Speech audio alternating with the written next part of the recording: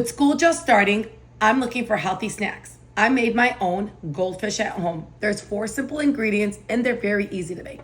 Bismillah. They're like popping popcorn in your mouth. They're so good. 8 ounces of sharp cheddar cheese and shred it.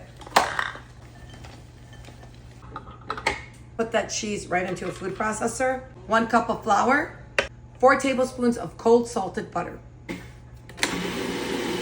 2 tablespoons of cold water.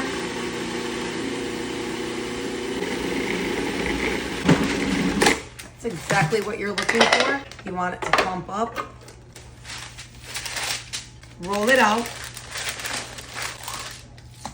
I recommend buying a goldfish cutter. Process of cutting them.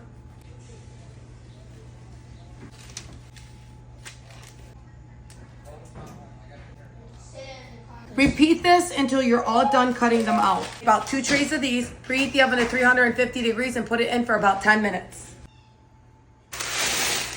Never buying the store brands again.